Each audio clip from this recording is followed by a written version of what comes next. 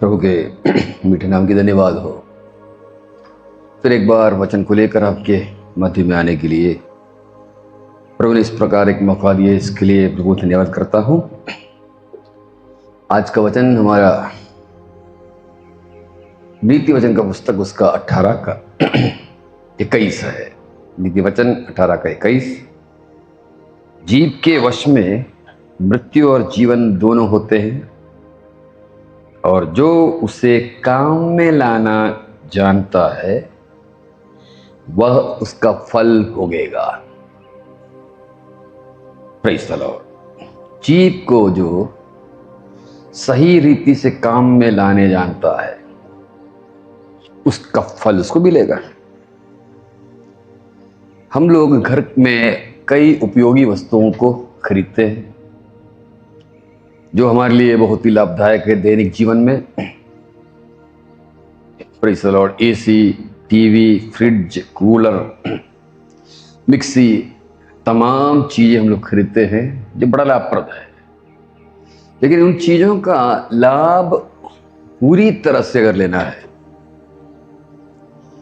पूरी तरह से लेना, तो उसको काम में लाना जानना बहुत आवश्यक है। इसीलिए अधिकतर चीजों के साथ में एक ऑपरेशन मैनुअल देता है, मतलब किस प्रकार किस रीति से इसको चलाना है, खतरे क्या क्या है, ट्रबल शूटर क्या क्या है, मतलब समस्याएं देने वाली बातें क्या क्या है, उसमें हमको क्या करना चाहिए।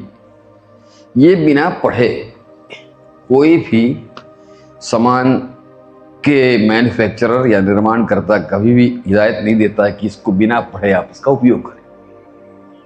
बुद्धिमान लोग उसको पढ़ते हैं अच्छी तरह से, उसके बाद ही इसको उपयोग में लाते हैं। कई चीजें बहुत जल्दी खराब हो जाती है। एसी पिछले गर्मी के मौसम में आप जानते होंगे कितने एसी फट गए, जिसके फलस्वरूप कई लोग मर गए, मृत्यु को घर से चले गए। और उसका मुख्य कारण उस चीज को या उस वस्तु को ठीक तरह से काम में लाना वो जानते नहीं थे।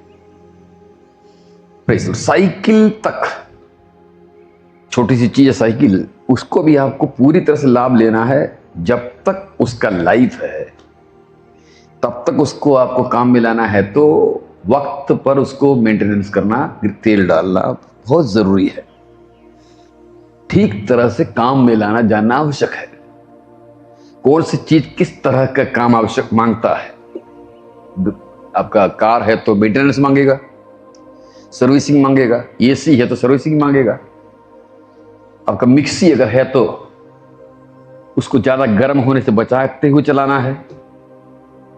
तो इस तरह से अलग अलग चीजें अपने अपने अलग तरीके से काम में लाने की तरीका है, जिसको जानना बहुत ही आवश्यक है।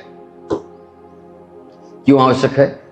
क्योंकि हमको उन सारी चीजों से पूरा मैक्सिमम आउटपुट, मतलब पूरी, है ना, उसका लाभ उठाना है, फल लेना है।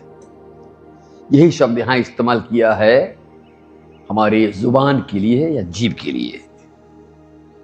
जिस प्रकार मैंने अभी कई चीजों का नाम गिनाया आपके सामने, घर में उपयोग करने वाले रोजमर्रा की वस्तुओं के बारे में, जो हमारे लिए बड़ा लाभप्रद है, विशेषकर रसोई घर में, शयन गृह में, ये सब बड़ी लाभप्रद है। इसी प्रकार जुबान मसीही जीवन में सबसे लाभप्रद चीज है, सबसे अधिक उपयोगी चीज है ये। जिस प्रकार एसी को गलत तरीके से काम लाने से फट कर लोग मार देता है, जुबान को भी गलत तरीके से काम लाएंगे तो खुद भी मरेंगे, दूसरे को भी मार डालेंगे। Praise the Lord. Mixie, cycle, motorcycle, ये सभी चीजों की ठीक तरह से काम में लाने से, ना लाने से उसको उपयोगिता पूरी तरह से आप प्राप्त नहीं कर पाएंगे। ठीक इसी प्रकार जुबान जो सबसे एक लाभप्रद चीज है, उसको भी ठीक तरह से काम में लाना आवश्यक है। Praise the Lord. ठीक उल्टा नहीं काम में ठीक तरह से लाएंगे तो उसका फल मिलेगा, जैसे नीति वचन में लिखा हुआ है, और बुरा फल होगा।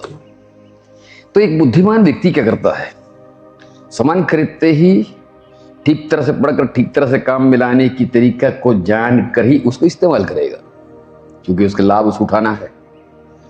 इसी प्रकार एक बुद्धिमान विश्वासी को उसकी जुबान की उपयोगिता को समझकर ठीक तरह से काम में लाना सीखना आवश्यक है।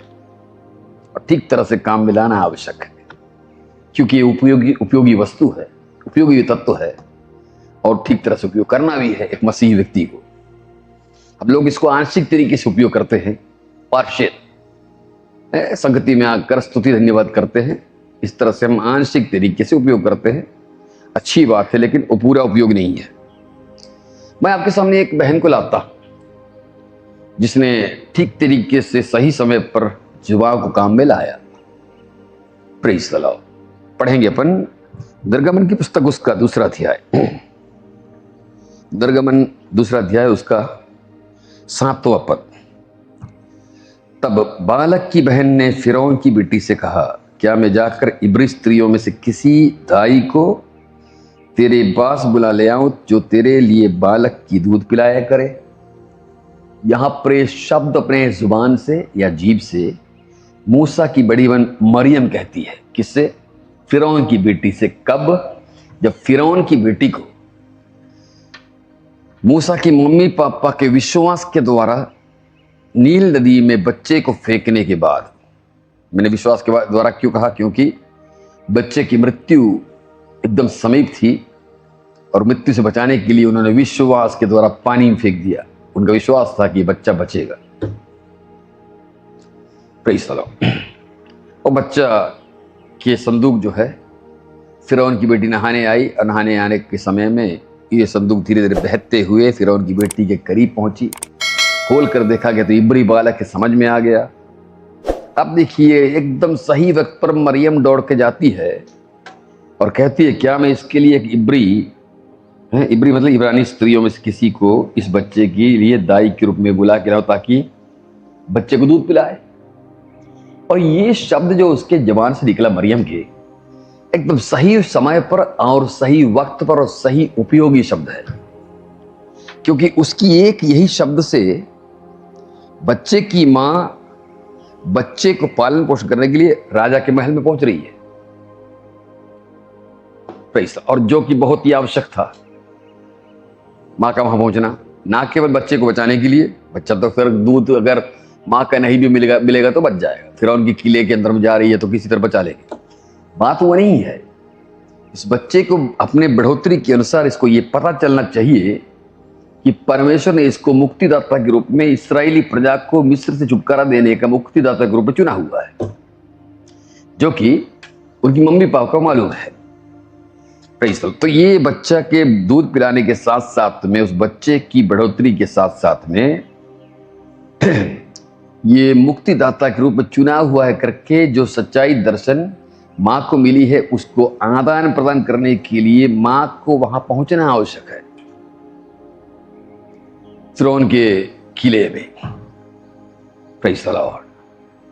और जब पहुंच गया तो क्या हो गया?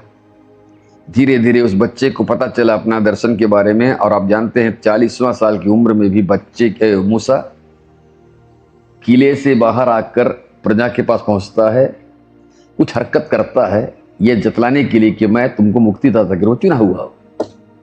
इब्रानी 7:25, सॉरी प्रेरितों का 7:25। Praise the Lord. तो ये चीजें जो परमेश्वर का चुनाव है, इस बच्चे को पता चला। कैसे?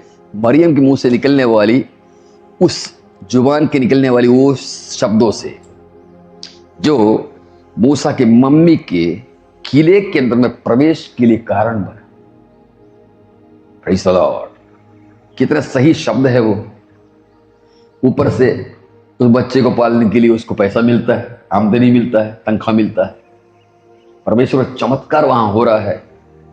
परमेश्वर के कार्य इस मम्मी के वहां जाने से परमेश्वर की जो इच्छाएं हैं मूसा के बारे में क्या हो रहा है? पूरा हो रहा है। और इन बातों को पूरा होने के पीछे मरियम की जुबान से निकली हुई ठीक रीति से काम में लाए हुए वचन कितना लाभप्रद और कितना महत्वपूर्ण है। भाइयों बहनों, हमारे मुंह से निकलने वाले शब्द कई बार परमेश्वर की इच्छाओं को पूरा करता है। वो चाहे आपके अपने जीवन में हो या आपके द्वारा कही हुई बात दूसरे के जीवन में हो। मरियम की कही हुई बात मूसा के जीवन में काम किया और वो बात मूसा को मुक्तिदाता बनाया आगे चलकर सारे लोगों को मिस्र से छुटकारा दिलाने के लिए कारण बना। कितना सही शब्द है ये, कितना सही समय पर कहा गया। Praise the Lord. लेकिन अफसोस की बात है, ठीक तरह से जुबान को काम में लाना के लिए जानने वाली मरियम आगे चलकर बहुत ही गलत तरीके से जुबान को इस्तेमाल किया।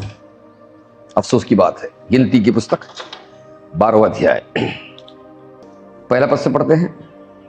मूसा ने एक कूशी स्त्री के साथ विवाह कर लिया था, इसलिए मरियम और हारून उसके उस विवाहित कूशी स्त्री के कारण उसकी निंदा करने लगे। कौन कौन?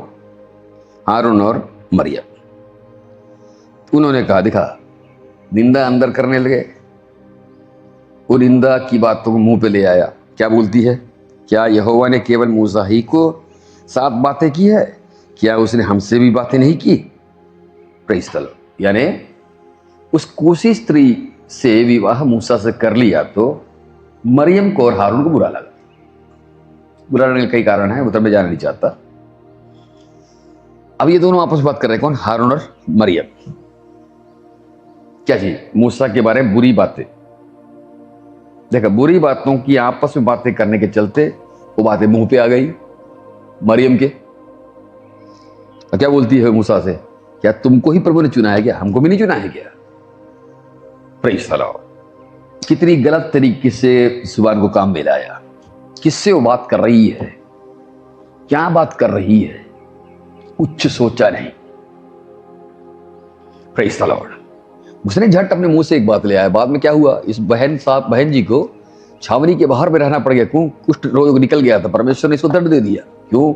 मूसा के विरुद्ध में इसने बातें की है बातें की है। ये प्रभु को बुरा लगा।